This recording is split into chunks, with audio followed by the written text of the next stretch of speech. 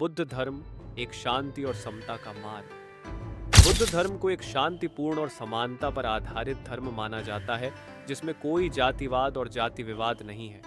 वास्तव में भगवान बुद्ध ने बुद्ध धर्म की शुरुआत ही इसलिए की थी क्योंकि सनातन धर्म में जो जातिवाद था उसे रोका जा सके। हम सभी जानते हैं कि अतीत में निम्न जातियों के लोगों के साथ कितना बुरा व्यवहार किया जाता था। दलित लोग हैं, दलित लोग नीची कास्ट होती है। हमारी बराबरी पे कैसे बैठ जाएंगे? छुआछूत चल ही रहा है अब तक।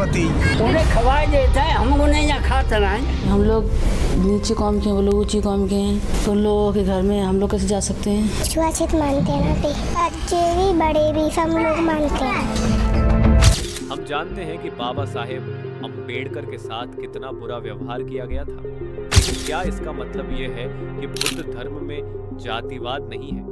आज हम इसी बात को इस वीडियो के माध्यम से जानेंगे। क्या वास्तव में बुद्ध धर्म में जातिवाद है? तो दोस्तों, बुद्ध धर्म की ओर कूदने से पहले ये जाने कि क्या वास्तव में सनातन धर्म में जातिवाद है। गीता में तो स्पष्ट रूप से लिखा है कि जितने भी वर्ण हैं वे गुण और कर्म पर आधारित हैं, जन्म पर नहीं। उदाहरण के लिए, यदि आप शूद्र वर्ण में पैदा होते हैं लेकिन ज्ञान की प्राप्ति कर लेते हैं तो आप ब्राह्मण बन जाते हैं। हमने इस पूरे विषय को लाइव में गहराई से कवर किया है, जिसे आप हमारे चैनल पर जाकर देख सकते हैं। अब चलें बुद्ध धर्म की ओर। इन संदर्भों से हम जानते हैं कि बुद्ध ने भी 4 वर्णों का अस्तित्व स्वीकार किया: छत्तारों वर्ण, क्षत्रिय, ब्राह्मण, वैश्य और शूद्र। अब हम जानते हैं कि बुद्ध भी इन 4 वर्णों को मानते थे। कंडकट्ठल सुत्त में क्षत्रिय और ब्राह्मणों की श्रेष्ठता की बात की गई है। यहाँ क्षत्रिय और ब्राह्मणों को प्रमुख और श्रेष्ठ बताया गया है, इसलिए उन्हें बाकी 2 जातियों से सम्मान और सेवा मिलनी चाहिए।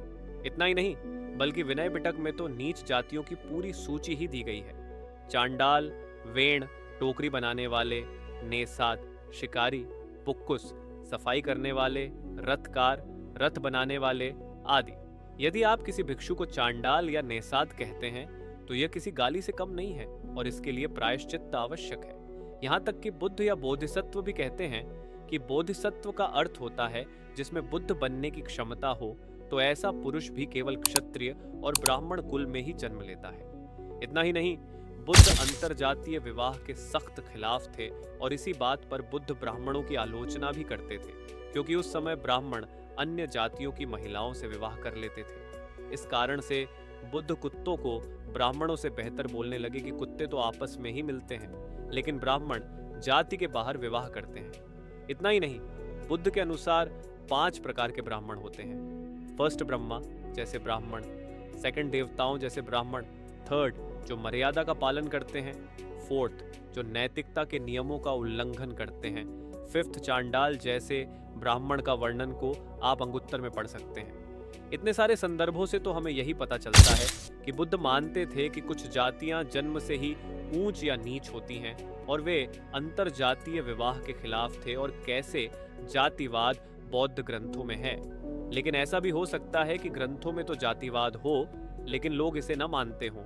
तो चलो इसे भी एक्सप्लोर करते हैं। मध्यकालीन श्रीलंका में बौद्धों को मुख्य रूप से 3 समूहों में सामाजिक रूप से विभाजित किया गया था, जिनमें से शीर्ष पर थे कुलीन, जिन्हें उच्च परिवार और अभिजात वर्ग माना जाता था। फिर आते थे बिना कुल, जिन्हें निम्न परिवार और निम्न वर्ग माना जाता था, और इनमें भी उपसमूह थे जिन्हें हम आज छोड़ देते हैं। आइए अंतिम समूह की ओर बढ़ते हैं, जो कि चांडाल वर्ग है, जिन्हें अशुद्ध माना जाता था। अब इसे हम जातिवाद नहीं तो और क्या कहेंगे।